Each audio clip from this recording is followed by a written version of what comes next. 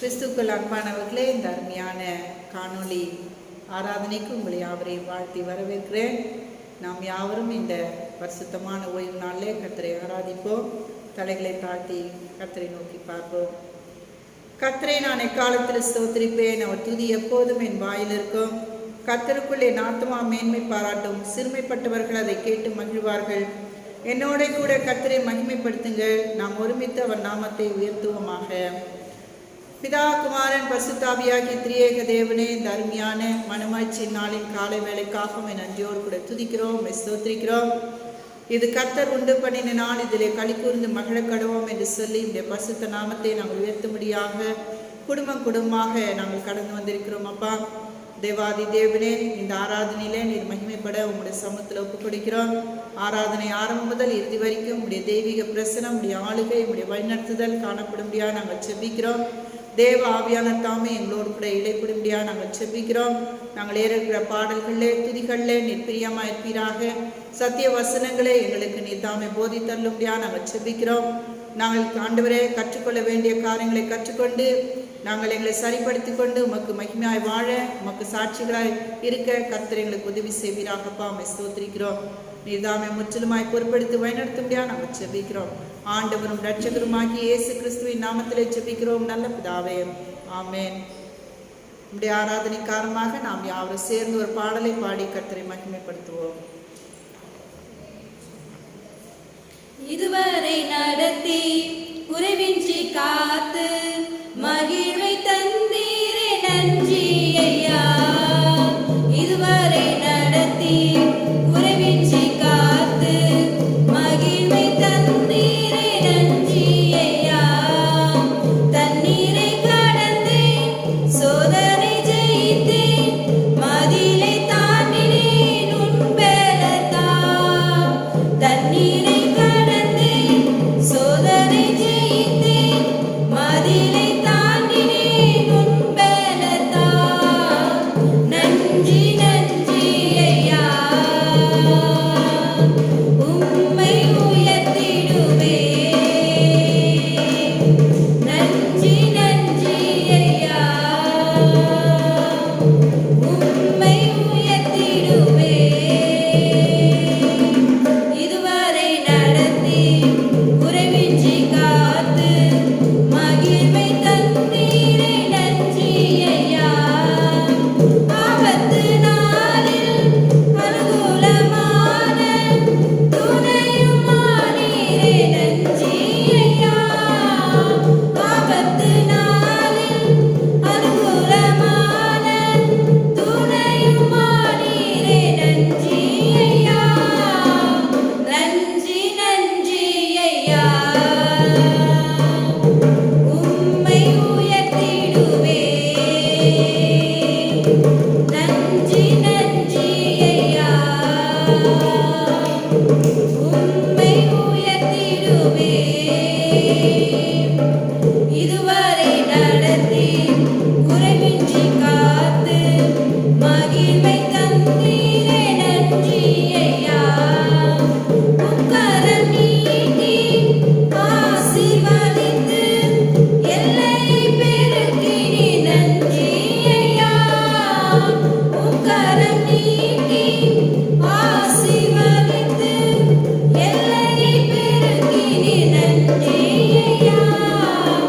நன்றி நன்றி ஐயா, உம்மை உயர்த்திடுவேன். நன்றி நன்றி ஐயா,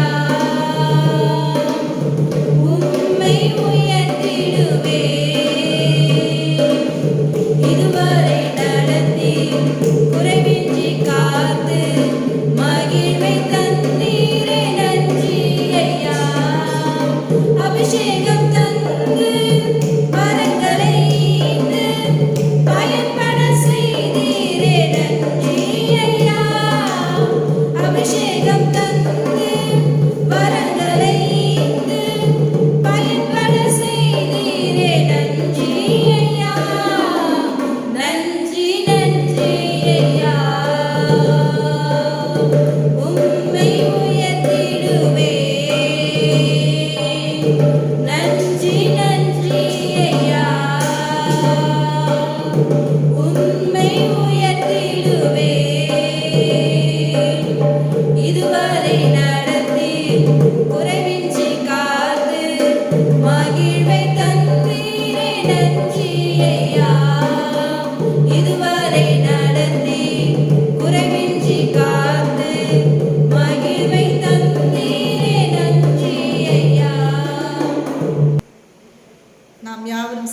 அப்போஸ்தலருடைய விசுவாச பிரமாணத்தை சொல்லுவோம்.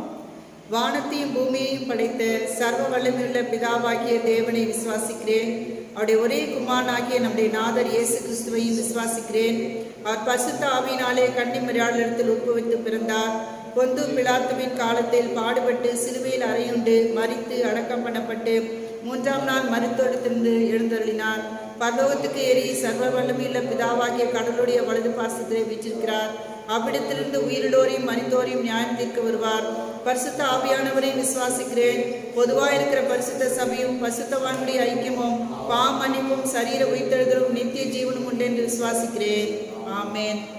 மாறி மாறி வாசிக்க முடியாது தெரிந்து கொள்ளப்பட்ட சங்கீதம் 98 பக்கம் 731.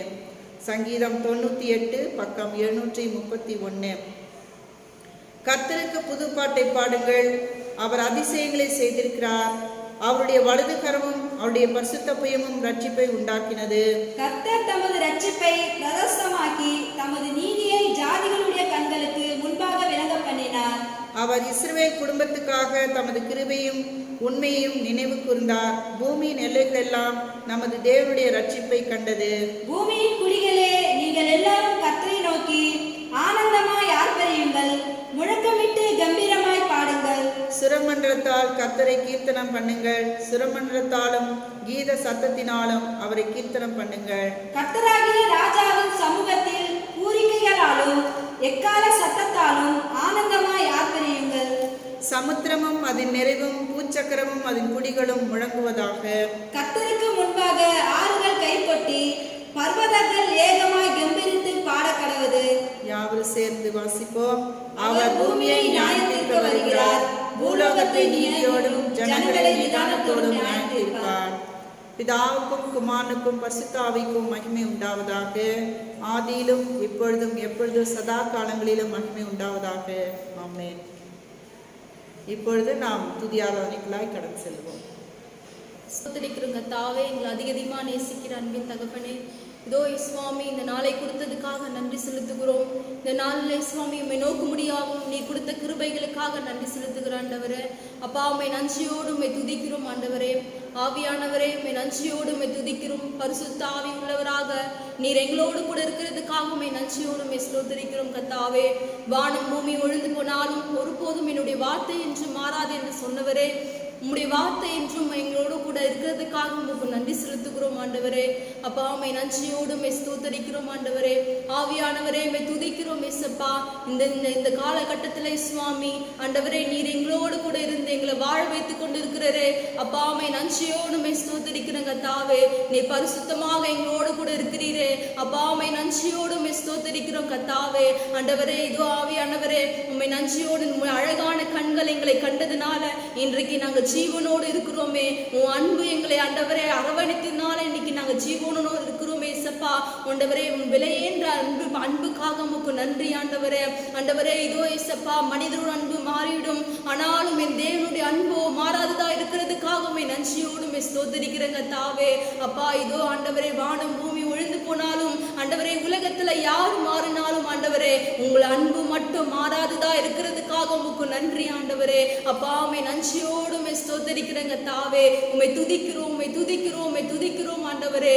அப்பா, என் தேவன் எங்களை ஒவ்வொரு நாளும் எங்களை பாதுகாத்து கொண்டிருக்கிறீரே, அதற்காக நன்றி ஆண்டவரே. ஏசப்பா, உம்மை நன்றியோடு உம்மை ஸ்தோத்திரிக்கிறேங்க தாவே. எத்தனை உயிர்கள் போய் கொண்டிருக்குது ஆண்டவரே, ஆனாலும் என் தேவன் ஆண்டவரே எங்களை ஆரோக்கியமாக எங்களை வைத்துக் கொண்டிருக்கிறவரே, உம்மை நன்றியோடு உம்மை ஸ்தோத்திரிக்கிறேங்க தாவே. அழகான கண்கள் என்னை கண்டதாலே முடிந்ததென்று நினைத்ததால் உயிர் வாழ்கின்றேன். அழகான கண்கள் என்னை கண்டதாலே முடிந்ததென்று நினைத்ததால் உயிர் வாழ்கின்றேன். யாரும் அறியாத என்னை நன்றாய் அறிந்து தேடி வந்த நல்ல நேசரே, யாரும் அறியாத என்னை நன்றாய் அறிந்து தேடி வந்த நல்ல நேசரே, அழகான கண்கள்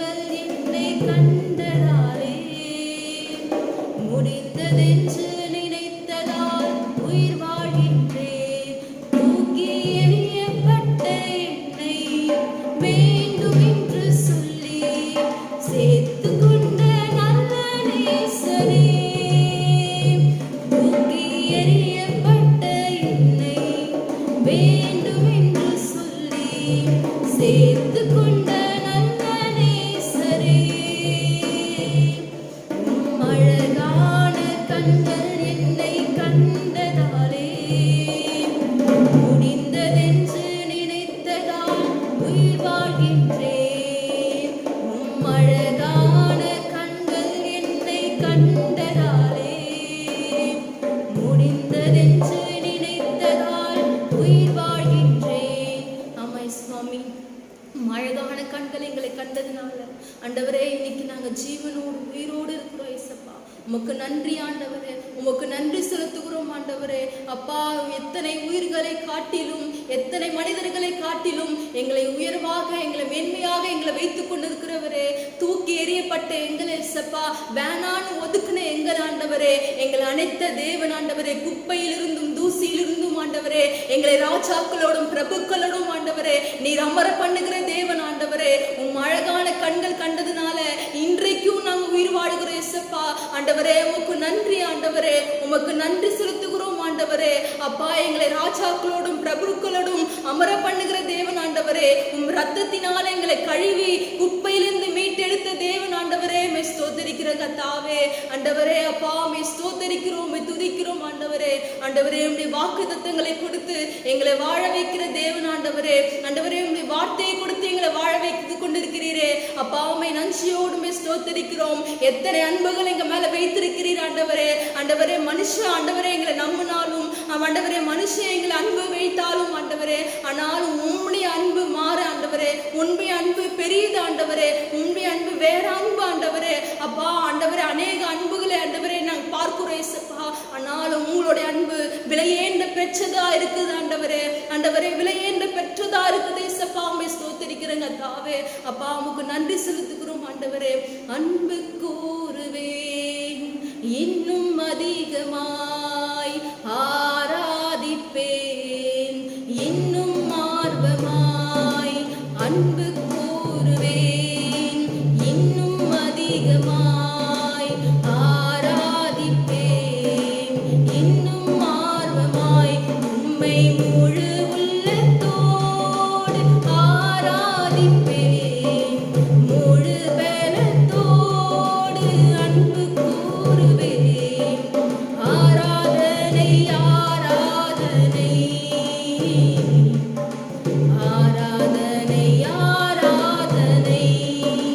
அல்லேலூயா, ஆராதனை ஆராதனை ஆராதனை ஆராதனை. எபினேசரே, எபினேசரே, இதுவரையில் உதவினீரே. எபினேசரே, எபினேசரே, இதுவரையில் உதவினீரே. இதுவரையில் உதவினீரே. உம்மை முழு உள்ளத்தோடு ஆராதிப்பேன் முழு பலத்தோடு. அன்பு கூறுவேன் ஆராதனை ஆராதனை ஆராதனை ஆராதனை. அல்லேலூயா, ஆராதனை ஆராதனை ஆராதனை ஆராதனை. எங்களை காண்கிறவர் ஆண்டவரே, எங்களை காக்கிறவர், எங்களை பாதுகாக்கிறவர் நீர் ஆண்டவரே. இயேசுப்பாமை நன்றியோடுமே துதிக்கிறோம் ஆண்டவரே. உடைய சிறகுனால எங்களை மூடுகிறவர் ஆண்டவரே. ஆண்டவரே, வேடகுணம் கண்ணீருக்கும் பாழாக்கும் கொள்ளை நோய்க்கும் எங்களை தப்புவிக்கிறவர் நீர் ஆண்டவரே. இயேசுப்பா, இதோ உன்னுடைய பாதங்கள் கல்லிடாதபடி உங்களை காப்பேன் என்று சொன்னீங்களே. இயேசுப்பா, எங்களை காத்துக்கொண்டு எங்களை வழிநடத்தி கொண்டு இருக்கிறவரே, நன்றியோடு ஸ்தோத்தரிக்கிறோம் ஆண்டவரே. அப்பா, மரண இருளில் பள்ளத்தாக்கில் நடந்தாலும் பொல்லாப்புக்கு பயப்படேன் தேவரே, நீர் எங்களோடு கூட இருக்கிறீங்களே இயேசுப்பா. அதற்காக உம்மை நன்றியோடு ஸ்தோத்தரிக்கிறோம். அநேக வார்த்தைகளை கொடுத்து எங்களை வாழ வைக்கிறவர் நீர் ஆண்டவரே. எங்களை போஷித்து நடத்துகிறவர் நீர் ஆண்டவரே. ஆண்டவரே. ஆண்டவரே, நாங்கள் என்ன பாதையில் சென்றாலும் ஆண்டவரே, கோணநாளங்களை செவ்வையாக்குகிற தேவனான் இருக்கிறீர் ஆண்டவரே. உண்மை நன்றியோடு ஸ்தோத்திரிக்கிறோங்க தாவே. எல்லாவற்றையும் மகிமைக்கு நான் ஒப்பு கொடுக்கிறோம் ஏசப்பா. ஆண்டவரே, சிறந்த மகிமைக்கு ஒப்பு கொடுக்கிறோம் ஆண்டவரே. துதி கன மகிமை எல்லாவற்றையும் உமக்கென்று ஏறெடுக்கிறோம். நீரே காத்துக்கொள்ளும், பலப்படுத்தும், ஆசீர்வதியும். இயேசுவின் ஜெபிக்கிறோம் ஜீவனுள்ள நல்ல பிதாவே, ஆமென். வேத பாடம் வாசிக்க கேட்போம். வாசிக்கும்படியாக தெரிந்து கொள்ளப்பட்ட வேத பகுதி ஏசாயா 55ஆம் அதிகாரம் வசனம் 6-7. ஏசாயா 55ஆம் அதிகாரம் வசனம் 6-7. கர்த்தரை கண்டடையத்தக்க சமயத்தில் அவரை தேடுங்கள், அவர் சமீபமாய் இருக்கையில் அவரை நோக்கி கூப்பிடுங்கள். துன்மார்க்கன் தன் வழியையும் அக்கிரமக்காரன் தன் நினைவுகளையும் விட்டு கர்த்தரிடத்தில் திரும்ப கடவன். அவர் அவன் மேல் மனதுருகுவார். நம்முடைய தேவனிடத்திற்கே திரும்ப கடவன். அவர் மன்னிக்கிறதுக்கு தயவு பெற்றிருக்கிறார். வாசிக்கும்படியாக தெரிந்து கொள்ளப்பட்ட வேத பகுதி வாசித்து முடிந்தாயிற்று. கர்த்தர் தாமே இந்த திருவசனங்களை ஆசீர்வதிப்பாராக. ஆமென். கிறிஸ்துவுக்குள் அன்பானவர்களே, ஆண்டவராகிய இயேசு கிறிஸ்துவின் நாமத்திலே உங்களை யாவரையும் வாழ்த்துக்கிறேன். இந்த நாளிலேயும் கூட கர்த்தருடைய வார்த்தையை தியானிக்கும்படியாக நாம் தெரிந்து கொள்ளப்பட்ட வேத பகுதி ஏசாயா தீர்க்கதரிசியின் ஆகமம் 55ஆம் அதிகாரம் 6-7 வசனங்கள். வாசிக்க கேட்டதான இந்த பகுதியிலே நாம் பார்க்கிற ஒரு விஷயம் என்னவென்று சொன்னால், கர்த்தரை தேடுங்கள் என்று சொல்லி. இன்றைக்கு நம்முடைய பிரசங்கத்துக்கு ஆதாரமாக தேவனை தேடி என்கிற தலைப்பிலே நாம் தியானம் செய்யலாம். கர்த்தரை கண்டடையத்தக்க சமயத்தில் அவரை தேடுங்கள், அவர் சமீபமாயிருக்கையில் அவரை நோக்கி கூப்பிடுங்கள். துன்மார்க்கன் தன் வழியையும் அக்கிரமக்காரன் தன் நினைவுகளையும் விட்டு கர்த்தரிடத்தில் திரும்ப கடவன். அவர் அவன் மேல் மனதுருகுவார். நம்முடைய தேவனிடத்திற்கே திரும்ப கடவன். அவர் மன்னிக்கிறதற்கு தயவு பெருத்திருக்கிறார் என்று சொல்லி நாம் பார்க்கிறோம். கர்த்தரிடத்திலே திரும்புகிற அனுபவம். இன்னைக்கு நாம் பார்க்குற இந்த உலகத்தில், இந்த பேண்டமிக் காலத்தில் அதிகமாக இந்திய தேசத்தில் நாம் பார்க்குறோம், 2வது அலை கொரோனா தொற்று நோய் அதிகமாக பரவி கொண்டிருக்கிறது என்று சொல்லி நாம் எல்லாரும் அறிந்திருக்கிறோம். அதற்கான காரியங்களெல்லாம் நாம் பார்த்து வருகிறோம். ஒவ்வொரு நாளும் நமக்கு வேதனைக்குரியதான செய்திகள் தான் நாம் கேள்விப்பட்டு கொண்டே இருக்கிறோம். மருத்துவ வகையில் நாம் பார்க்கும்போது அநேக விதமான தட்டுப்பாடுகள், அநேக விதமான பிரச்சனைகள். நேற்று எங்களுடைய நண்பருடைய வீட்டில் அவருக்கு சுகவீனமாக இருந்ததுனால, 4 நாட்களாக காய்ச்சல் இருந்ததுனால அவருக்கு ஒரு வேளை இந்த டெஸ்ட் பண்ணலாம் அப்படின்னு சொல்லி ஆர்டிபிசிஆர் அந்த டெஸ்ட் பண்ணுவதற்காக பிரயாசப்படும் பொழுது எந்த லேப்லேயும் வந்து செய்வதற்கு முன் வர முடியல. கடைசியாக அதுக்கு பிற்பாடு ஆன்லைனில் ரெஜிஸ்டர் பண்ணி அதுக்கு பிறகு இன்றைக்கு வருவதாக சொல்லியிருக்கிறார்கள். இப்படியாக அநேக விதமான தட்டுப்பாடுகள். ஒரு லேப் டெஸ்ட் பண்ணணுன்னா கூட இன்றைக்கு அவ்வளோ ஒரு பெரிய பிரச்சனையாக இருக்குது என்று சொல்லி நாம் பார்க்குறோம். இப்படிப்பட்ட இந்த கால சூழ்நிலை வாழ்ந்து கொண்டு இருக்கிற நமக்கு எல்லாமே நமக்கு ஒரு சவாலாக முடிந்திருக்கிறது. ஒரு பயங்கரமான காலகட்டத்தில் இருக்கிறோம். நாம் எல்லாரும் இன்றைக்கு வரைக்கும் ஜீவனோடு இருப்பது கர்த்தருடைய சுத்த கிருபை. நாளைக்கு என்ன நடக்கும் என்று சொல்லி நமக்கு தெரியாது. ஆகவே இப்படிப்பட்ட கால சூழ்நிலையில் ஒருவேளை நம்முடைய அக்கம் பக்கத்தில் இருக்கிறவர்களுக்கு கொரோனா தொற்று வந்திருக்கலாம். அந்த தொற்றுனாலே அவருடைய குடும்பம் பாதிக்கப்பட்டிருக்கலாம். நம்ம பக்கமாகவே இருக்கிறபடினாலே நமக்கு கூட வருவதற்கு வாய்ப்புகள் உண்டு. ஒருவேளை நம்ம எந்த விதமான எசிம்டமேட்டிக்காக இருக்கலாம். நம்ம எந்த விதத்திலும் ஒருவேளை எந்த அறிகுறியும் நமக்கு வெளிப்படாமல் இருக்கலாம். ஆனாலும் கூட அந்த கிருமியினுடைய தொற்று நம்ம கூட இருக்கலாம். இப்படிப்பட்ட சூழ்நிலையில் நாம் வாழ்ந்து கொண்டிருக்கிறோம். நம்ம ஒவ்வொரு வேலையிலும் கேட்கப்படுகிற ஒவ்வொரு நிகழ்வுகளும் பார்க்கும்போது கதறுதலுக்குரிய வேதனைக்குரியதாக இருக்கிறது. இதெல்லாம் நம்ம கைமீறி நடக்கும்போது நாம் யாவரை போய் அண்டிக் கொள்ள முடியும்? இன்னைக்கு ஒருவேளை கொரோனா தொற்று வந்திருக்கு அப்படின்னு சொன்னால் ஹாஸ்பிட்டலைஸ்ட் ஆகணும்னு சொன்னால் ஹாஸ்பிட்டலில் பெட் இல்லைன்னு சொல்கிறாங்க, ஆக்சிஜன் இல்லைன்னு சொல்கிறாங்க, எல்லாம் தட்டுப்பாடாக இருக்குது அப்படின்னு சொல்லி நம்ம பார்க்குறோம். ஆனாலும் கூட நிறைய காரியங்கள் வந்து சரி பண்ணப்பட்டு வருகிறது. இருந்த போதிலும் ஒருவேளை இந்த மாதிரியான சூழ்நிலையை நாம் சந்திக்க நேரிட்டால் நாம் யாரை தேடி போவோம்? இன்னைக்கு அநேக தேடுதல்கள் உண்டு நம்முடைய வாழ்க்கையில். வாலிபர்களுக்கு அவர்களுக்கு ஏற்ற துணைகளை தேடுகிறதும், சிறு பிள்ளைகள் அவர்களுடைய வாஞ்சைக்கேற்ற தேடுதல், பெரியவர்கள் அவர்களுடைய தேடுதல்கள், இப்படி பல காரியங்களை நாம் பார்க்கலாம். நம்ம வாழ்வாதாரத்துக்காக தேடி போகிற காரியங்கள், இப்படியெல்லாம் நம்ம வந்து சூழ்நிலைகளை, நம்முடைய சூழ்நிலைகள் அப்படியாக நம்முடைய வாழ்க்கையை அமைத்து கொண்டிருக்கிறது. நாம் அதை நோக்கி தேடிக்கொண்டு போகிறவர்களாக நாம் காணப்படுகிறோம். இந்த இடத்துல நமக்கு சொல்லப்பட்டிருக்கிறது, கர்த்தரை கண்டடையத்தக்க சமயத்தில் அவரை தேடுங்கள், அவர் சமீபத்திருக்கையில் அவரை நோக்கி கூப்பிடுங்கள் என்று சொல்லி ஆண்டவர் நமக்கு வந்து வெளிப்படுத்தியிருக்கிறார். கர்த்தராகிய தேவன் தன்னை இப்படியாக தேடும்படியாக கண்டடையும்படியாக நமக்கு அவர் தன்னை வெளிப்படுத்தி கொடுக்கிறார். உலகத்தில் நம்ம எதுவுமே செய்ய முடியாத சூழ்நிலை, நம்முடைய கைக்கு மிஞ்சி நடக்கிற காரியங்கள் மத்தியில் நமக்கு எந்த விதத்திலுமே உதவி இல்லை அப்படின்னு சொல்லி நம்ம நினைக்கிற காலத்தில் நாம் யாரை தேடி போகணும் என்று சொன்னால் நம்மை படைத்த தேவனையை மாத்திரம் தேடி போக வேண்டும்.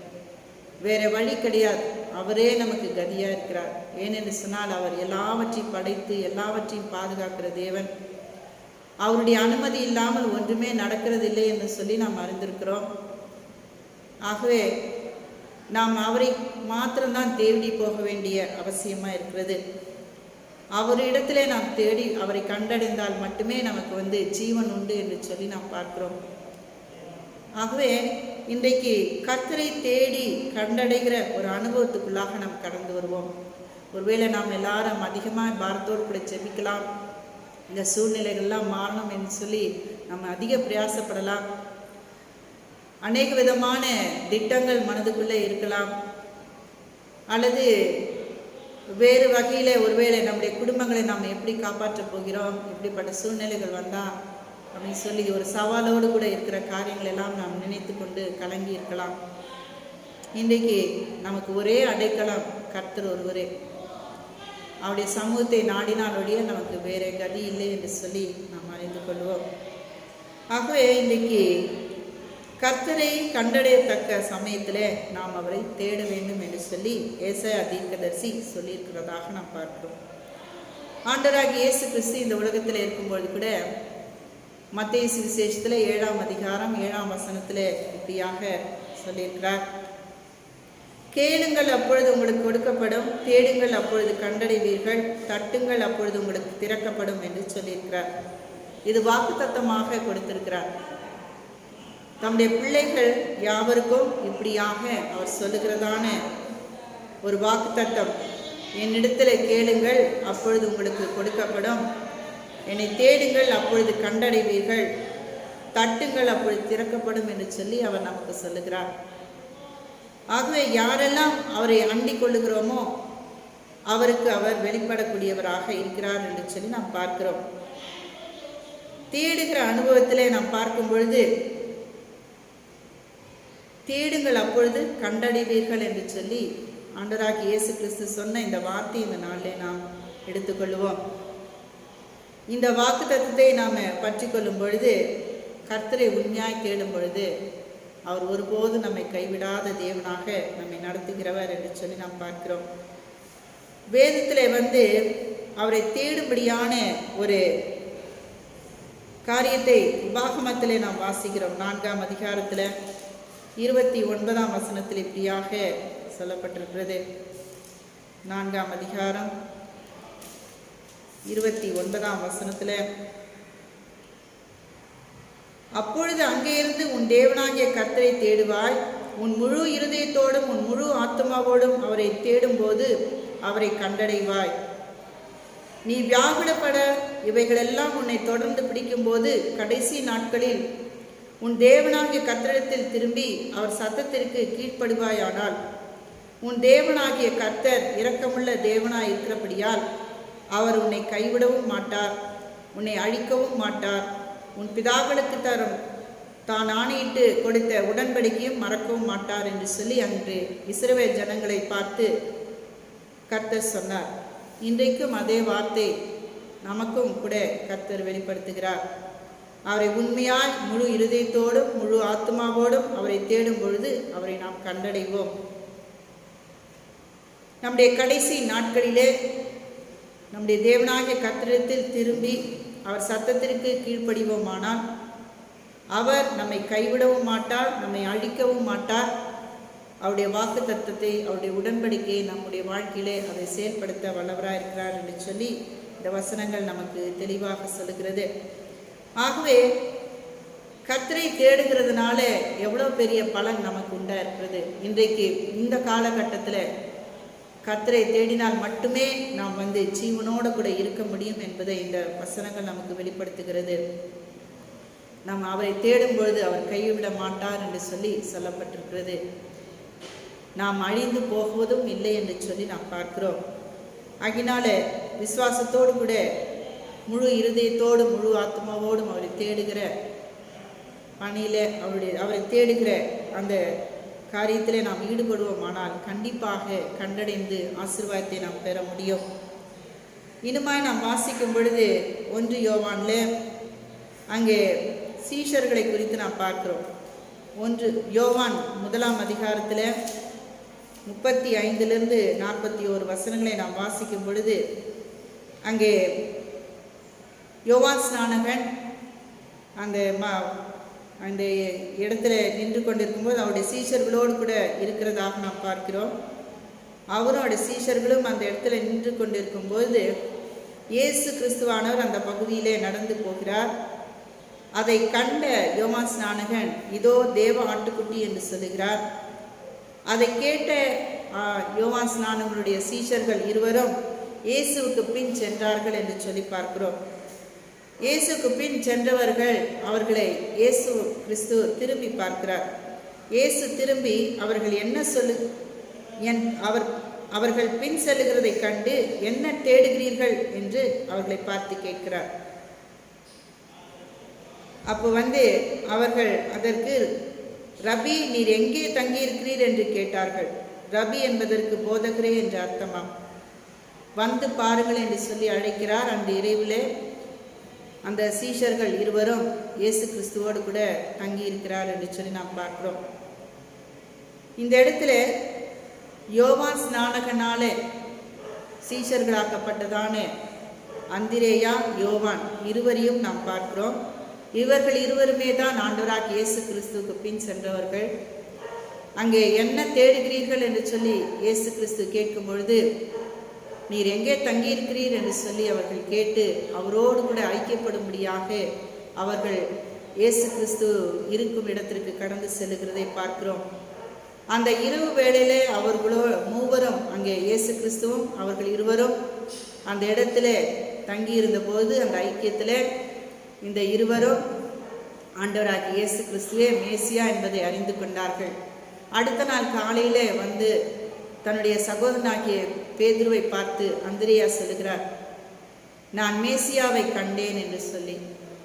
மேசியா என்று சொன்னால் கிறிஸ்து என்று அர்த்தம் என்று சொல்லி சொல்லப்படுகிறது. ஆக இந்த பகுதியில் நாம் வாசிக்கும் பொழுது அங்கே இயேசுவை தேடி சென்றவர்கள் இயேசுவை யார் என்று கண்டு கொண்டார்கள். இன்றைக்கு நம்முடைய தேடுதல் எப்படிப்பட்டதா இருக்கிறது? இந்த இயேசுவை எதற்காக நாம் தேடுகிறோம்? அவர் மேசியா என்பதை உணர்ந்து கொள்வதற்காகவா அல்லது நம்முடைய தேவைகளை மாத்திரம் பூர்த்தி செய்து கொள்வதற்காக அவரிடத்துல நாம் ஐக்கியப்பட்டு வேண்டுதல் செய்து அதை பெற்றுக்கொள்வதற்காக கடந்து செல்லுகிறோமா என்று சொல்லி நாம் சிந்தித்து பார்க்க வேண்டும். மேசியாவை கண்டோம் என்று சொல்லும்பொழுது அங்கே அபிஷேகம் பண்ணப்பட்டவர், இவராலே உலகத்திற்கு ரட்சிப்பு உண்டாகும் என்று சொல்லி அவர்கள் அறிந்து கொண்டார்கள். தங்களுக்கும் ரட்சிப்பு உண்டாகும் என்பதை அவர்கள் அறிந்து கொண்டார்கள். இன்றைக்கு நம்முடைய தேடுதல் நம்முடைய ரட்சிப்புக்கு ஏதுவாக இருக்கிறதா என்று சொல்லி நாம் ஆராய்ந்து பார்க்க வேண்டும். இன்னுமாக நாம் வாசிக்கும் பொழுது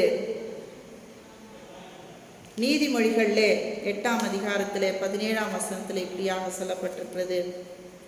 நீதிமொழிகள் நாம் யாவரும் அறிந்த ஒரு வசனம், அடிக்கடி நாம் ஜெபிக்கும் பொழுது சொல்லுகிறதான இந்த வசனம்.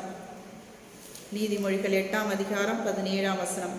என்னை சிநேகிக்கிறவர்களை நான் சிநேகிக்கிறேன், அதிகாலையில் என்னை தேடுகிறவர்கள் என்னை கண்டடைவார்கள் என்று சொல்லி அங்கே சொல்லப்படுகிறது. இங்கே ஆண்டவராகிய இயேசு கிறிஸ்துவை உருவகப்படுத்தி, அவரை ஞானமாக உருவப்படுத்தி பேசப்படுகிறதான ஒரு காரியம். அதில் 17ஆம் வசனத்தில் சொல்லப்படுகிறது, என்னை சிநேகிக்கிறவர்களை நான் சிநேகிக்கிறேன். ஆண்டவரை சிநேகிக்கிறவர்களை ஆண்டவர் சிநேகிக்கிறார். அதிகாலையில் என்னை தேடுகிறவர்கள் என்னை கண்டடைவார்கள் என்று சொல்லி இங்கே போடப்பட்டிருக்கிறது. என்னை யாரெல்லாம் அதிகாலையில் தேடுவார்களோ அவர்கள் கர்த்தரை கண்டடைவார்கள் என்று சொல்லி நாம் பார்க்கிறோம். இதே அதிகாரத்தில் 8ஆம் அதிகாரத்தில் அங்கே நாம் 34 வாசிக்கும் பொழுது, என் வாசற்படியில் நித்தம் விழித்திருந்து என் கதவு நிலையருகே காத்திருந்து எனக்கு செவி கொடுக்கிற மனுஷன் பாக்கியவான். என்னை கண்டடைகிறவன் ஜீவனை கண்டடைகிறான், கர்த்தரிடத்தில் தயவை பெறுவான் என்று சொல்லி அங்கே போடப்பட்டிருக்கிறது. கர்த்தரை தேடும் பொழுது, அவருடைய சமூகத்திலே விழித்திருந்து அவருடைய சமூகத்திலே காத்திருக்கும் பொழுது அவர் நமக்கு செவி கொடுக்கிறவராக இருக்கிறார். அவர் நம்முடைய ஜெபத்திற்கு பதில் கொடுக்கிற தேவனாயும் இருக்கிறார். இந்த இடத்துல நாம் வாசிக்கும் பொழுது, என் வாசற்படியில் நித்தம் விழித்திருந்து என் கதவு நிலையருகே காத்திருந்து எனக்கு செவி கொடுக்கிற, தேவனுக்கு செவி கொடுக்கிற மனுஷன் பாக்கியவான். நம்முடைய ஜெபத்தை மாத்திரம் அவர் கேட்கிறதில்லை. இப்படிப்பட்ட தேவனுடைய சமூகத்தில் விழித்திருந்து காத்திருக்கிறவர்கள், தேவனுடைய வாசனங்களையும் கேட்கிறவர்கள், அதை அவர்கள் பாக்கியவான்களாக இந்த உலகத்தில் இருப்பார்கள் என்று சொல்லி நாம் பார்க்கிறோம். அவர்கள் எண்ணத்தை கண்டடைந்தார்கள் என்று சொன்னால் அவர்கள் ஜீவனை கண்டடைந்தார்கள் என்று சொல்லி சொல்லப்பட்டிருக்கிறது. என்னை கண்டடைகிறவன் ஜீவனை கண்டடைகிறான் என்று சொல்லி அங்கே சொல்லப்படுகிறது. ஆகவே இன்றைக்கு நமக்கு நாம் ஜீவனை கண்டடைய வேண்டும் என்று சொன்னால் ஆண்டவராகிய இயேசு கிறிஸ்துவை நாம் கண்டடைய வேண்டும். நாம் யாரை தேடி போகிறோம், எதற்காக போகிறோம் என்பதையெல்லாம் நாம் சிந்தித்து பார்க்க நாம் அழைக்கப்படுகிறோம். நம்முடைய தேவைக்கு மாத்திரம், நம்முடைய பிரச்சனைகளுக்கு மாத்திரம் ஆண்டவரை அண்டிக் கொள்ளுகிறவர்களாக இருப்போமானால் நாம் பரிதபிக்கக்கூடியவர்களாக இருப்போம். ஆனால் நித்தமும் அவருடைய சமூகத்தில் விழித்திருந்து காத்திருந்து அவருடைய சத்தத்திற்கு நாம் செவிசாய்த்து நம்முடைய ஜீவனை தக்க வைத்துக் கொள்வோமானால் நாமே பாக்கியவான்களாக இந்த உலகத்திலே காணப்படுவோம். அதற்கென்றே நாம் கர்த்தரை தேட வேண்டும் என்று சொல்லி நாம் பார்க்கிறோம். ஆக அந்த ஆசீர்வாதமான அந்த வாக்குத்தத்தமான அந்த வசனம், மத்தேயு சுவிசேஷம் 7:7, தேடுங்கள் அப்பொழுது கண்டடைவீர்கள் என்று சொன்ன வார்த்தை, அது நம்முடைய வாழ்க்கையிலே அது அப்படியே நிறைவேற கடவுது. இன்னுமாக இன்னொரு இடத்துல அவர் சொல்லுகிறார். யோவான் சுவிசேஷத்தில் 7ஆம் அதிகாரத்தில் இன்னொரு தேடுதலை குறித்து நாம் பார்க்கிறோம். 7ஆம் அதிகாரத்தில் 34ஆம் வசனம் அங்கே இப்படியாக சொல்லப்பட்டிருக்கிறது.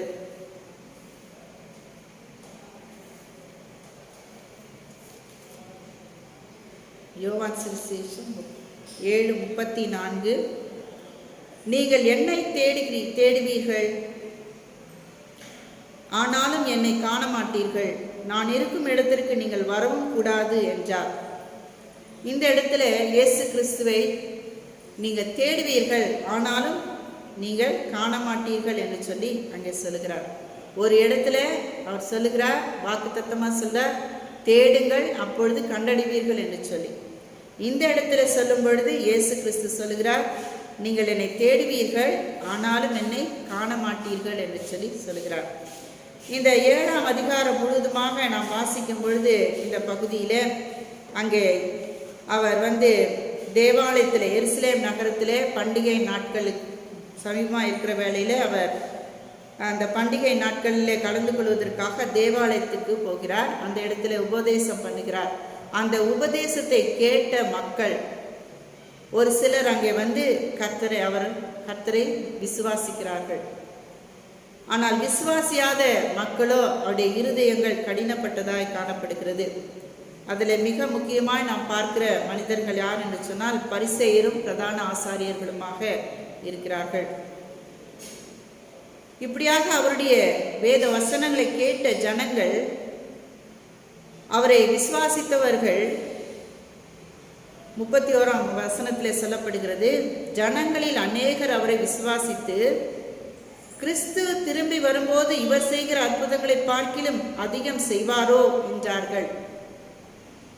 இவர்தான் கிறிஸ்து என்று சொல்லி அவர்களுக்கு தெரியவில்லை. ஆனாலும் கூட இனிமேலும் ஒருவர் வந்தால் இவரை காட்டிலும் மேன்மையான காரியங்களை செய்வாரோ என்று சொல்லி அவர்கள் இவரே கிறிஸ்து என்று சொல்லி அடையாளம் காட்டுகிறதாக நாம் பார்க்கிறோம்.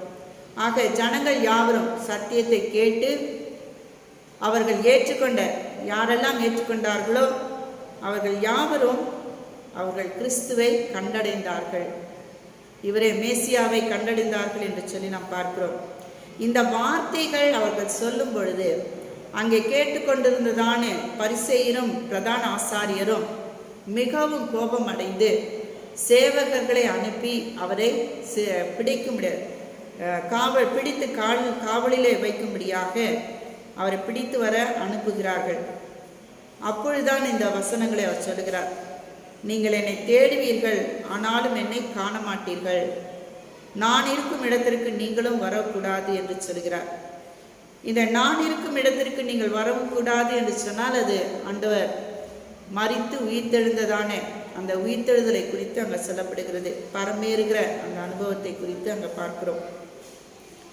ஆகவே இந்த இடத்துல இப்படியாய் சொல்லும் பொழுது அங்கே இருந்ததான யூதர்கள் யாவரும் பிரமித்து அவர்கள் எல்லாரும் அவர் எங்கே போவார், கிரேக்கர்கள் மத்தியிலே போய் அங்கே இப்படிப்பட்ட ஊழியத்தை செய்வாரோ என்று சொல்லி அவர்கள் பேசிக்கொண்டிருக்கிறதாக நாம் பார்க்கிறோம்.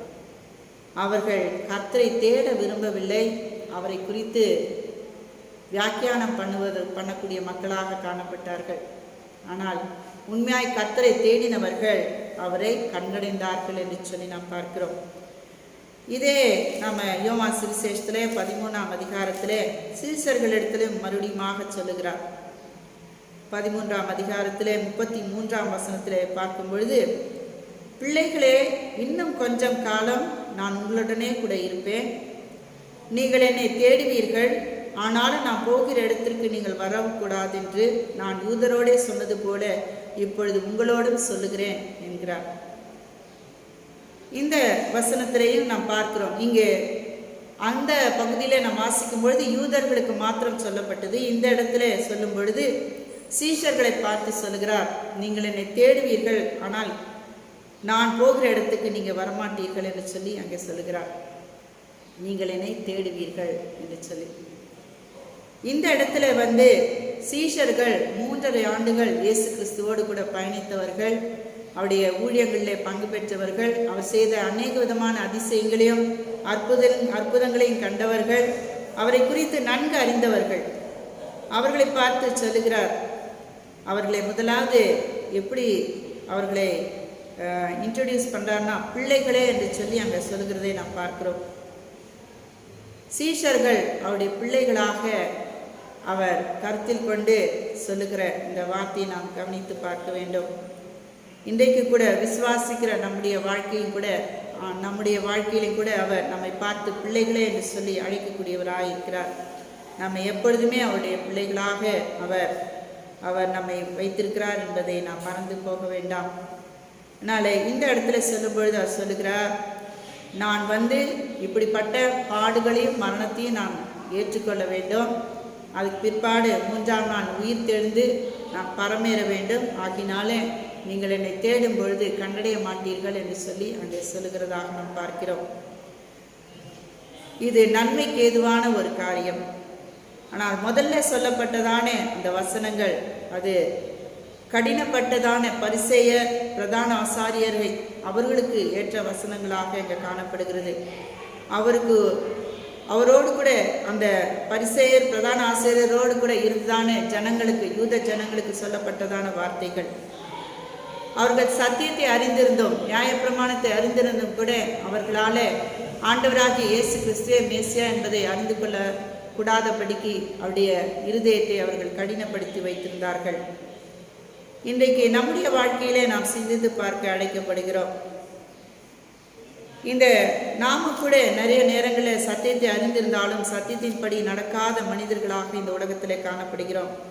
தீத்துக்கு எழுதின நிருபத்திலே நாம் வாசிக்கும் பொழுது அங்கே பவுல் இப்படியாக சொல்லுகிறார், தீத்து 1ஆம் அதிகாரத்திலே 15-16 வசனங்கள்ல சுத்தமுள்ளவர்களுக்கு சகலமும் சுத்தமாயிருக்கும், அசுத்தமுள்ளவர்களுக்கும் அவிசுவாசிகளுக்கும் ஒன்றும் சுத்தமாயிராது. அவர்களுடைய புத்தியும் மனசாட்சியும் அசுத்தமாயிருக்கும்.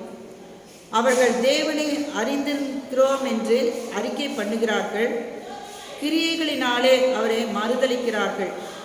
அவர்கள் அருவருக்கப்படத்தக்கவர்களும் கீழ்ப்படியாதவர்களும் எந்த நற்கிரியும் செய்ய ஆகாதவர்களுமாய் இருக்கிறார்கள் என்று சொல்லி பரிசுத்த பவுல் அங்கே சொல்லுகிறார். இன்றைக்கு நம்முடைய நிலைமை என்னவென்று சொல்லி நாம் சிந்தித்து பார்க்க வேண்டும். நாமும் கூட நிறைய நேரங்களில் நாம் தேவனை அறிந்திருக்கிறோம் என்று சொல்லியும் அவர் சொல்லுகிற காரியங்கள் நம்முடைய கிரியைகள் எல்லாம் தேவனை அறிந்த பிள்ளைகளுக்கு ஏற்ற கிரியைகளாய் இராதபடிக்கு நாம் மறுதலிக்கிறவர்களாய் காணப்படுவோமானால் நாம் அருவருக்கப்பட்டவர்களாகவும் கீழ்ப்படியாதவர்களாகவும் எந்த நற்கிரியும் செய்ய ஆகாதவர்களுமாய் இருக்கிறோம் என்பதை பரிசுத்த பவுல் நமக்கு சுட்டி காட்டுகிறார். இது பரிசேயர் பிரதான ஆசாரியருக்கு ஒத்த மக்களாக நாம் காணப்படுகிறோம். இன்றைக்கு நம்முடைய வாழ்க்கையை நாம் சிந்தித்து பார்ப்போம். கர்த்தரை அறிந்திருக்கிறோம் என்று சொன்னால், கர்த்தரை தேடி அவரை கண்டடைந்திருக்கிறோம் என்று சொன்னால், நம்முடைய வாழ்க்கையில கர்த்தருக்குரியதான குணங்கள் நமக்குள்ளாய் காணப்பட வேண்டும். ஆண்டவராகிய இயேசு கிறிஸ்து இந்த உலகத்தில் எப்படியாக வாழ்ந்தாரோ அப்படியே நாம் வாழ வேண்டும் என்று சொல்லி அங்கே நமக்கு கற்றுக் கொடுக்கிறார். அப்படிப்பட்டதான வாழ்க்கையை நம்மிடத்தில் காணப்படாவிட்டால் நாம் பரிதபிக்கக்கூடியவர்களாக இருப்போம். அவருடைய பிள்ளைகள் என்று சொல்லி சொல்வதற்கு நாம் அருகதையற்றவர்கள் என்று சொல்லி நாம் பார்க்கிறோம். ஆகவே இந்த யோவான் சுவிசேஷத்தில் 13ஆம் அதிகாரத்தில் 34ஆம் வசனத்திலையும் 35ஆம் வசனத்திலையும் சொல்லப்படுகிற ஒரு காரியத்தை நாம் பார்க்கலாம். ஒருவேளை நாம் கர்த்தருடைய பிள்ளைகள் என்று சொல்லி நாம் அவருடைய நாமத்தை தரித்து கொண்டவர்களாக இருப்போமானால் நாம் என்ன செய்ய வேண்டும், நாம் எப்படி வாழ வேண்டும் என்பதை இந்த இடத்துல நமக்கு கற்றுத்தருகிறார். நீங்கள் ஒருவரில் ஒருவர் அன்பாயிருங்கள், நான் உங்களில் அன்பாயிருந்தது போல நீங்களும் ஒருவரில் ஒருவர் அன்பாயிருங்கள் என்கிற புதிதான கட்டளை உங்களுக்கு கொடுக்கிறேன். இது மகா பெரிய உன்னதமான ஒரு கட்டளையை கர்த்தர் நமக்கு கொடுத்திருக்கிறார். அன்றைக்கு சீஷர்களை பார்த்து பிள்ளைகளே என்று சொல்லி அழைத்து அவர்களுக்கு இந்த கட்டளையை கொடுக்கிறார். நீங்கள் ஒருவரில் ஒருவர் அன்பாயிருங்கள், நான் உங்களில் அன்பாயிருந்தது போல நீங்களும் ஒருவரில் ஒருவர் அன்பாயிருங்கள் என்கிற புதிதான கட்டளையை உங்களுக்கு கொடுக்கிறேன் என்று சொல்லி அங்கே சொல்லுகிறார். இன்றைக்கு நமக்கும் கூட அவருடைய பிள்ளைகள் என்று சொல்லி அவருடைய நாமம் தரிக்கப்பட்டவர்களாக இருந்தாலும் நாம் அவருடைய நாமத்தை அறிந்தவர்களாக இருந்தாலும் நம்முடைய கிரியைகள் அவருக்கு ஒத்ததாக இராவிட்டால் அது ஒரு பிரயோஜனமும் இல்லை. ஆகவே அவருடைய நாமத்தை தரித்து கொண்டவர்கள் நாம் அன்பா இருக்க வேண்டும் என்று சொல்லி கர்த்தர் இந்த இடத்துல கற்றுக் கொடுக்கிறார். ஒரு புதிதான கட்டளையை நமக்கு கொடுக்கிறார். அந்த கட்டளையை நாம் நிறைவேற்றுவதற்கு நாம் பிரயாசப்பட வேண்டும். ஒருவரில் ஒருவர் அன்பாய் இருத்தல். ஒருவரில் ஒருவர் அன்பாய் இருந்தால் நாம் அடுத்த வசனத்தில் சொல்லப்பட்டிருக்கிறது, நீங்கள் ஒருவரில் ஒருவர் அன்புள்ளவர்களாக இருந்தால் அதனால் நீங்கள் என்னுடைய சீஷர்கள் என்று எல்லாரும் அறிந்து கொள்வார்கள் என்று சொல்லி அங்கே போடப்பட்டிருக்கிறது. நாம் மெய்யாகவே இயேசு கிறிஸ்துவினுடைய சீஷர்கள் என்று சொல்லி எப்படி மற்றவர்கள் அறிந்து கொள்வார்கள் என்று சொன்னால், நாம் ஒருவரில் ஒருவர் அன்பாய் இருக்கிறப்போ அந்த கிரியையினாலே நாம் அவருடைய சீஷர்களாக இருப்போம் என்று சொல்லி அங்கே சொல்லப்பட்டிருக்கிறது. ஆகவே இன்றைக்கு நாம் சிந்தித்து பார்ப்போம், நம்மிடத்தில் உண்மையான அன்பு, கிறிஸ்துவின் அன்பு நமக்குள்ளாக இருக்கிறதா என்று சொல்லி. ஒருவேளை நம்முடைய வாழ்க்கையில் கிறிஸ்துவின் அன்பு நமக்கு இராவிட்டால் ஒரு பிரயோஜனமும் கிடையாது. நாம் ஒருவரில் ஒருவர் அன்பாக இருக்க வேண்டும் என்று சொல்லி ஆண்டவர் நமக்கு கட்டளையிட்டிருக்கிறார். நாம் ஒருவரில் ஒருவர் அன்பாக இருக்க வேண்டும். எப்படி அன்பாக இருக்க வேண்டும் என்று சொன்னால், எல்லா சூழ்நிலையிலும் நாம் அன்பாக இருக்க வேண்டும் என்று சொல்லி அங்கே சொல்லப்படுகிறது. நம்முடைய வாழ்க்கையில் இங்கே நீதிமொழிகளில் நாம் வாசிக்கிறோம். 17ஆம் அதிகாரம் 9ஆம் வசனத்தில், நீதிமொழிகள் 17ஆம் அதிகாரம் 9ஆம் வசனம், குற்றத்தை மூடுகிறவன் சிநேகத்தை நாடுகிறான், கேட்டதை சொல்லுகிறவன் பிராண சிநேகிதரையும் பிரித்து விடுகிறான். அன்பு குற்றத்தை மூடுகிறது. ஒருவேளை ஒரு மனிதன் நமக்கு தீங்கு விளைவிப்பார்களானால் அவருடைய தீங்கை, அவர்கள் செய்த அந்த தீமையை நாம் மறந்து நாம் அவர்களை தொடர்ந்து சிநேகிப்போமானால் அதனாலே நமக்கு ஆசீர்வாதம் உண்டு. அந்த நட்புறவு அது நீடிக்கும் என்று சொல்லி பார்க்கிறோம். ஒருவேளை அவர்கள் செய்த குற்றத்தை நாம் சொல்லி காண்பித்து கொண்டே இருப்போமானால் அந்த உறவானது துண்டித்து விடப்படும் என்று சொல்லி நாம் பார்க்கிறோம். அதனால குற்றத்தை மூடுகிறவன் சிநேகத்தை நாடுகிறான். அதையெல்லாம் பெரிதுபடுத்தாதபடிக்கு நாம் குற்றத்தை எல்லாம் மறந்து நாம் தொடர்ந்து நேசிப்போமானால் அந்த நேசமே நமக்கு ஒரு நல்ல ஒரு உறவை ஏற்படுத்தக்கூடியதாக இருக்கிறது. பேதுரு ஒரு முறை ஆண்டவராகிய இயேசு கிறிஸ்துவினிடத்தில் எத்தனை முறை மன்னிக்க வேண்டும் என்று சொல்லி அவரிடத்தில் கேட்கும் பொழுது 70 முறை மன்னிக்க வேண்டும் என்று சொல்லி அவர் கற்றுக் கொடுக்கிறார். ஆண்டவர் கற்றுக் கொடுத்ததான இந்த காரியத்தை நம்முடைய வாழ்க்கையில நாம் பயன்படுத்துவோமானால் கண்டிப்பாக நாம் அன்பை நாம் மற்றவர்களோடு கூட பகிர்ந்து கொள்ள முடியும். ஒருவரில் ஒருவர் அன்பா இருக்கக்கூடிய அந்த தருணம், அந்த வாய்ப்பு உண்டாகும் என்று சொல்லி நாம் பார்க்கிறோம். அதனால அப்படிப்பட்ட அன்பை நாம் செலுத்துவதற்கு ஆண்டவர் நம்மிடத்துல நம்ம எதிர்பார்க்கிறார். நாம் அதை செய்வோமானால் கண்டிப்பாக நம்முடைய வாழ்க்கையில நம்ம அவருடைய சீஷர்களாய் காணப்படுவோம். இன்னொரு வசனம் கூட சொல்லப்படுகிறது. 1 பேதுரு 4ஆம் அதிகாரத்தில் 8ஆம் வசனத்தில் இப்படியா சொல்லப்பட்டிருக்கிறது. எல்லாவற்றிற்கும் மேலாக ஒருவரில் ஒருவர் ஊக்கமான அன்புள்ளவர்களாய் இருங்கள், அன்பு திரளான பாவங்களை மூடும் என்று சொல்லி சொல்லப்பட்டிருக்கிறது. பேதுரு சொல்லுகிறார், எல்லாவற்றிற்கும் மேலாக ஒருவரில் ஒருவர் ஊக்கமான அன்புள்ளவர்களாய் இருங்கள் என்று சொல்லி. மாய்மாலமான அன்பு அல்ல, முன்னே பார்க்கும்போது ஒரு பேச்சு, பின்னாடி பேசுகிற பேச்சு அல்ல. அன்பு ஊக்கமான அன்பு. அந்த அன்பு இருக்கும் பொழுது திரளான பாவங்கள் மூடப்படும் என்று சொல்லி நாம் பார்க்கிறோம். இப்படிப்பட்டதான் அன்பை நாம் செலுத்தும் பொழுது, ஒருவரில் ஒருவர் அன்பா இருக்கும் பொழுது நாம் கர்த்தருடைய சீஷர்களாக இருக்கிறோம் என்று சொல்லி நாம் அறிந்து கொள்ளலாம். இன்றைக்கு நாம் சீஷத்துவத்திலே நம்மை கர்த்தர் அழைக்கிறார். அந்த சத்தத்தை கேட்டு நம்மை அர்ப்பணிக்க நாம் ஆயத்தமாக இருக்கிறோமா என்று சொல்லி நாம் ஆராய்ந்து பார்க்க வேண்டும். அதனால் நம்முடைய வாழ்க்கையை நாம் சிந்தித்து பார்ப்போம். நாம் இந்த கொரோனா காலங்களில், இந்த பேண்டமிக் வேளையில் நம்முடைய வாழ்க்கை எப்படிப்பட்டதாக இருக்குது என்று சொல்லி நாம் ஆராய்ந்து பார்க்கும்போது நாம் கர்த்தரிடத்தில் மட்டும்தான் நாம் கடந்து வர முடியும். அவரை மட்டும்தான் நாம் தேட முடியும். அவரை மட்டும்தான் நாம் பிடித்து கொள்ள முடியும். அவர் சொல்லியிருக்கிற இந்த கற்பனை, பிரதான கற்பனை, இந்த பிரதான உடன்படிக்கை என்னவென்று சொன்னால், ஒருவரில் ஒருவர் அன்பாயிருங்கள். ஒருவரில் ஒருவர் அன்பாயிருக்கும் பொழுது அவருடைய சீஷர்களாக நாம் இருக்கிறோம் என்பதை மற்றவர்கள் நம்மை பார்த்து சாட்சி சொல்வார்கள். அதற்கென்றே இந்த உலகத்திலே நாம் அழைக்கப்பட்டிருக்கிறோம். அதை நிறைவேற்றும் பொழுது நம்முடைய தேடுதல் பூரணப்படும் என்று சொல்லி நாம் அறிந்து கொள்ளலாம். உண்மையாகவே கர்த்தர் அப்படிப்பட்டதான தேடுதலை நம்மிடத்தில் எதிர்பார்க்கிறார். இந்த நாளிலே நம்மை அவனுடைய சமூகத்தில் ஒப்பு கொடுப்போம். இந்த மெய்யான அன்புக்குள்ளே நாம் காணப்படுவோம். அநேகரை அன்பு செலுத்தவும், அநேகருக்கு பிரியமாய் ஒருவரை ஒருவர் நேசிக்க, ஒருவருடைய பகையை மறந்து குற்றங்களை மன்னித்து அன்போடு கூட ஏற்றுக்கொண்டு கொஞ்ச காலம்தான் நாம் இந்த உலகத்தில் வாழ போகிறோம். அந்த காலத்தில் அன்பை தவிர வேறு ஒன்றுமே நாம் காண்பிக்காதபடிக்கு எல்லாம் கர்த்தருடைய சமூகத்தில் ஒப்பு கொடுத்து அவருடைய அன்பிலே நாம் வளர ஆண்டவர் நமக்கு கிருபை செய்வாராக. ஆமென். கர்த்தரை நம்பியே ஜீவிப்போம், கவலை கஷ்டங்கள் தீர்ந்திடும், கைவிடா காத்திடும் பரமனின் கரங்களை நாம் பற்றிக் கொள்வோம்.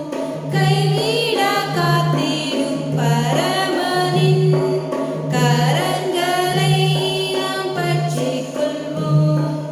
ஜீவதேவன் பின் செல்லுவோம், ஜீவ ஒளிதனை கண்டடைவோம். ஜீவதேவன் பின் செல்லுவோம், ஜீவ ஒளிதனை கண்டடைவோம். மனதின்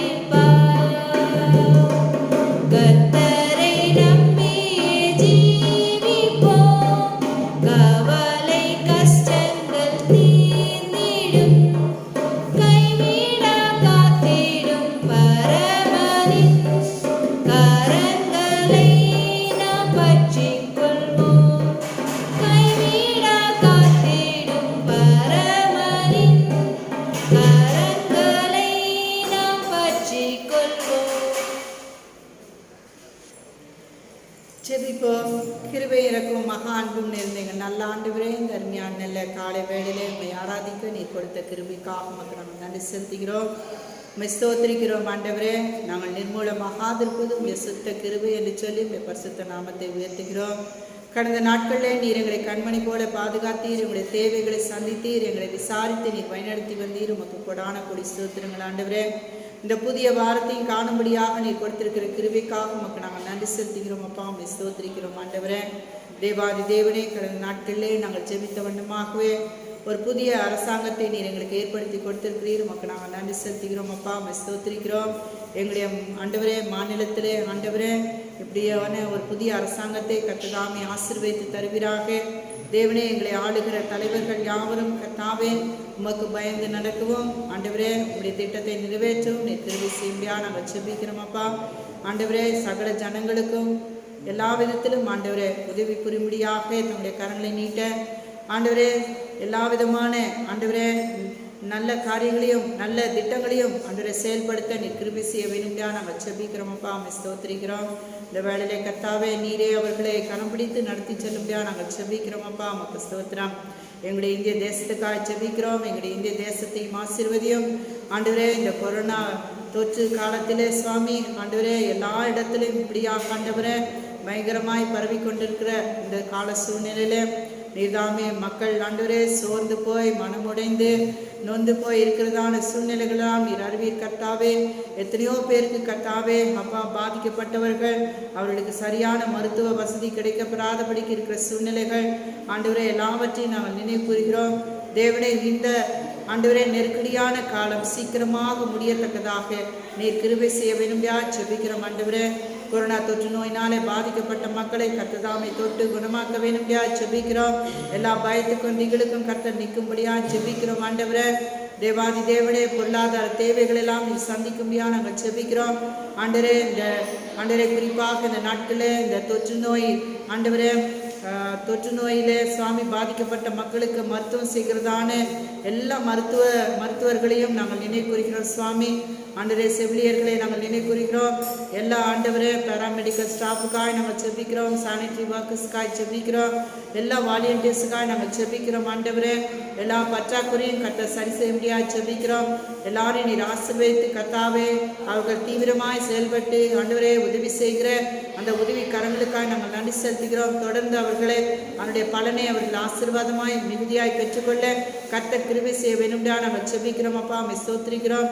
அவர்களுடைய குடும்பங்களும் பாதுகாக்கப்பட வேண்டும்டா நாங்கள் செபிக்கிறோம் அப்பா. உமக்கு ஸ்தோத்திரம்.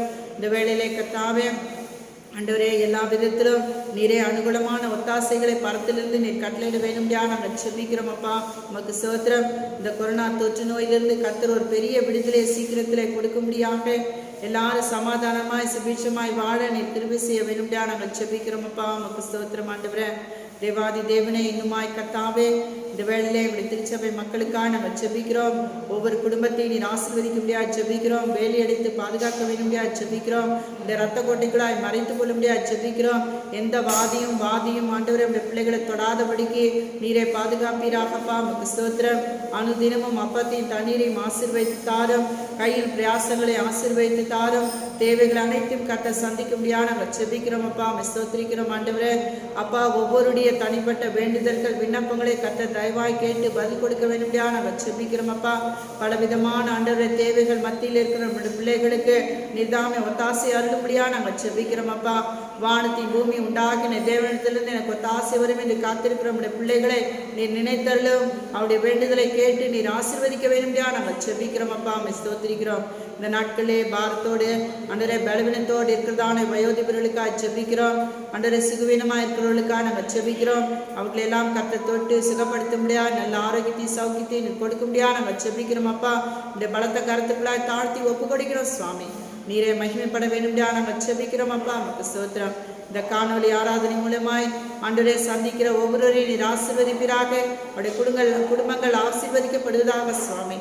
தேவரை தாமே இந்த சிறுமியை சீக்கிரமாய் மாற்றி நாங்கள் ஆலயத்தில் வந்து தொழுது கொள்ளக்கூடிய கிருபைகளை சீக்கிரத்தில் எங்களுக்கு கட்டளையிட்டு வேண்டும்டா நாங்கள் செபிக்கிறோம் அப்பா. நமக்கு ஸ்தோத்திரம் ஆண்டவரே. இப்படி சமுத்திரை தாழ்த்தி ஒப்பு கொடுக்கிறோம் ஆண்டவரே. நீரே தொடர்ந்து மகிமைப்பட வேண்டும்டா நாங்கள் செபிக்கிறோம். எல்லா துதிகான மகிமை மக்கே செலுத்துகிறோம். ஆண்டவரும் இரட்சகருமாகிய இயேசு கிறிஸ்துவின் நாமத்திலே ஜெபிக்கிறோம் நல்ல பிதாவே. ஆமென். நாம் யாரும் சேர்ந்து கர்த்தர் கற்றுக் கொடுத்த ஜெபத்தை ஜெபிப்போம். பரமண்டலங்களில் இருக்கிற எங்கள் பிதாவே, உம்முடைய நாமம் பரிசுத்தப்படுவதாக, உம்முடைய ராஜ்யம் வருவதாக, உம்முடைய சித்தம் பரமண்டலத்திலே செய்யப்படுவது போல பூமியிலே செய்யப்படுவதாக. அன்றனுள்ள ஆகாரத்தை இன்றும் எங்களுக்கு தாரும். எங்களுக்கு விரோதமாய் குற்றம் செய்கிறோளே நாங்கள் மன்னிக்கிறது போல எங்கள் குற்றங்களை எங்களுக்கு மன்னியும். எங்களை சோதனைக்குள் பிரவேசிக்க பண்ணாமல் தீமைந்து ரட்சித்துக் கொள்ளும். ராஜ்யமும் வல்லமையும் மகிமையும் என்றென்றும் உடையங்களே. ஆமென். நமது ஆண்டவராகிய இயேசு கிறிஸ்துவின் கிருபையும் பிதாவாகிய தேவனுடைய அன்பும் பரிசுத்த ஆவியானவருடைய அந்யோன்ய ஐக்கியம் விலகாத பிரசனம் வழிநடத்துதலும் என்றும் என்ற சதா காலங்களிலும் உங்கள் அனைவரோடு கூட தங்கி தடுத்திருப்பதாக. ஆமென். என் ஆத்மாவே கர்த்தரை ஸ்தோத்ரி, என் முழுவதுமே அவருடைய பரிசுத்த நாமத்தை ஸ்தோத்ரி. என் ஆத்மாவே கர்த்தரை ஸ்தோத்ரி, கர்த்தர் செய்த சகல உபகாரங்களையும் மறவாதே.